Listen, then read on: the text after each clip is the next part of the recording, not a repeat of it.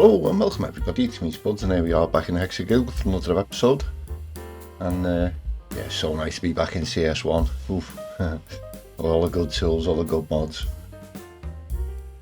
We can build nice cool stuff like this. I think it's going to be quite a while before we can do anything quite this cool in CS2 just yet.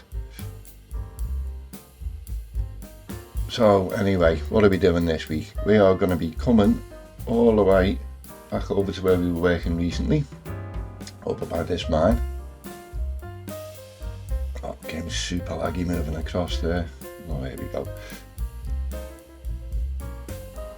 And we're basically going to tackle this entire area over here. And we'll use the DLC for the farming. We'll get the main farm processing over here, and we're surrounded by various different farm fields. We use half a dozen different techniques, and I'll show you how we do that later.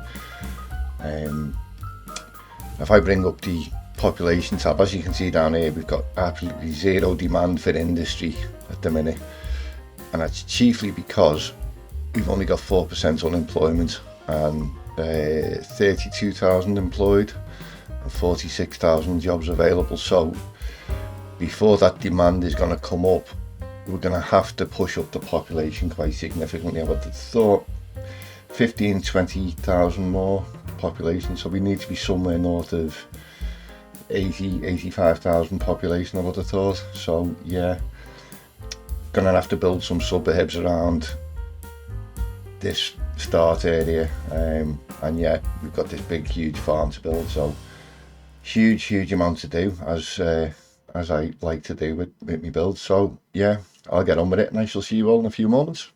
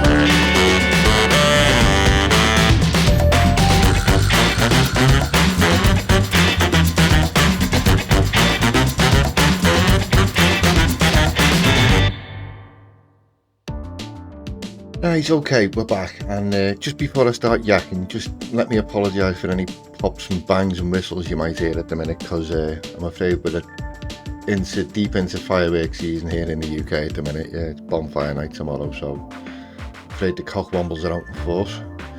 So yeah, how did we get on? I'm pretty made up with how we've done here.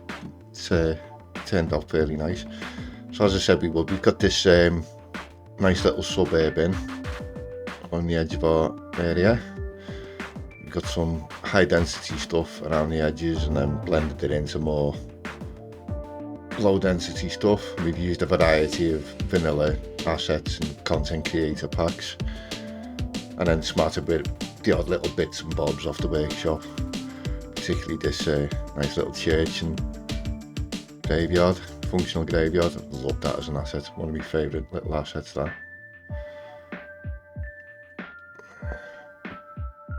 Seems how we were making a farm area, had to use the green cities and put in a nice little farmer's market. It just makes sense to be there, doesn't it? And then yeah, if I come into our population, as you can see, up to 88,000 now, and yeah, unemployment up to 6%, which has given us a little slither of industrial demand that we needed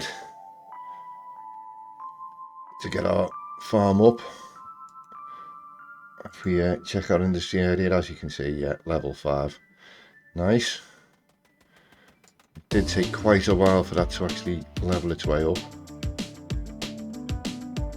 Now, as far as the DLC is concerned, done it fairly simple. 4 of the large animal pastures down the middle, just to give us plenty of production for animal feed, and then the large glass houses around the outside to give us the feed and what have you, and then our various processing in the middle here. Fairly simple. And then we've surrounded it with custom fields of our own, just to blend it into the landscape and make it look like we've got lots of different crops in different stages of growth going on and what have you. I'll show you the different techniques we use with that. This is a custom one we did, which is poly tunnels we used off the workshop. If I get a picture there, just simple prop that we've used line tool with, and then fence molded it and just mess with the spacing to get it to where we need. Simple as you like, really. That's how we did these. These ones, this one, these ones over here, these are decals, again off the workshop, and again line tool. Let's put it over something we can see, it's over here,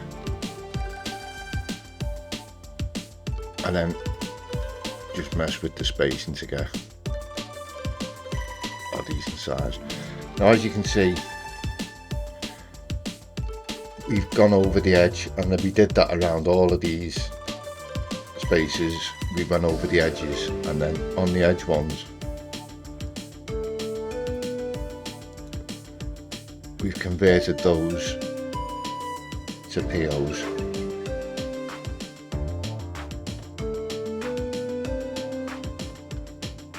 So basically what we can then do is come into the customization. We're on the wrong PO there.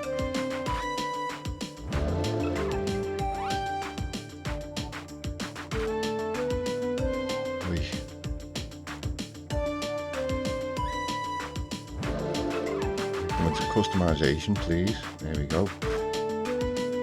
And then we can simply trim it to the size we want. Being that we're not working on a farm area, don't need to be super accurate because we're using the hedge to cover up any little inaccuracies. That is one I do recommend doing. Works very well for farms, particularly for farms. Let's get it.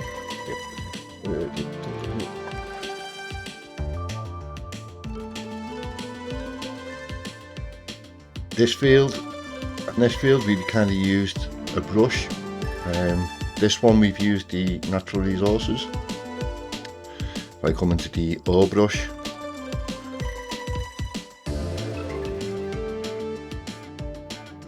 you can see got rid of it, and that's back to the vanilla grass. And then clicking on the oil, the ore rather, just to change the texture. That's how we did that one. This one above us, this is the sand texture. So if we were in the landscaping tools and we come over to the sand,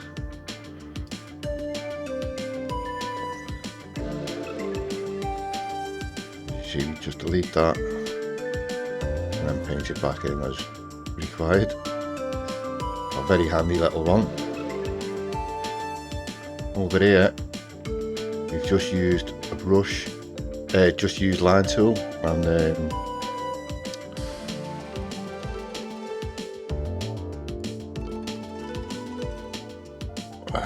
was it?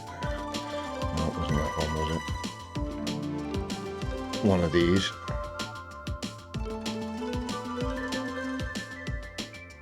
I'd set that to something about 5 or 6 meters. Simple as you like. So that's how we did that field.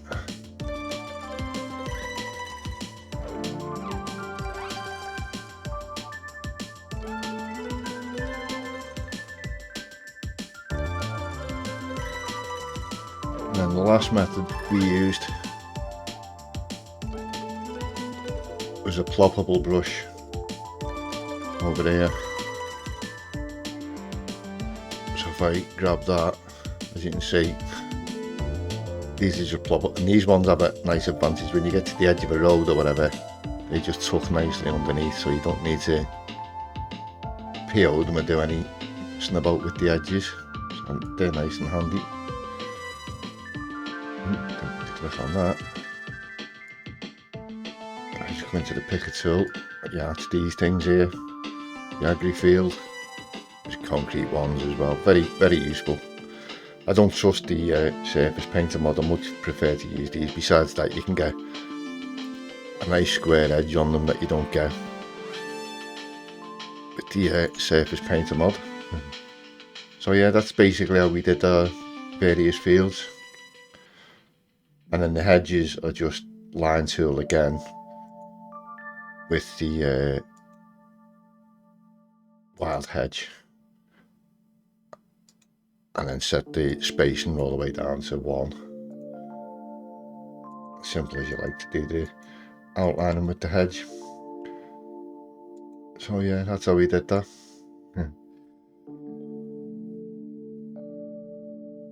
Simple as you like. Still takes quite a long time when you're doing such a large area as that. Like, and the other thing we did is place 1 or 2 of these silos around the place, which will draw the occasional truck out to them to make them look used. Nothing coming out just at the minute, like, isn't that always the case? So yeah, quite happy with how this has turned out. And I know I had a bit of a rant in the previous video when we uninstalled CS2, and yes, the maps are still atrocious in it, but the guy who made the map for what we're playing on here, Teddy Radko, props, he posted a video on how to unlock the developer mode. So yeah, I think we'll be taking another look at CS2 and using the developer mode to get some detailing in and taking another look at it. Now we can do that. Right, that just kind of leaves me to thank you all for watching, to remind you to do all that good stuff, like, comment and subscribe and what have you, and I shall wish you all the best, and enjoy the cities that I'll set up just now, and I hope to see you next time.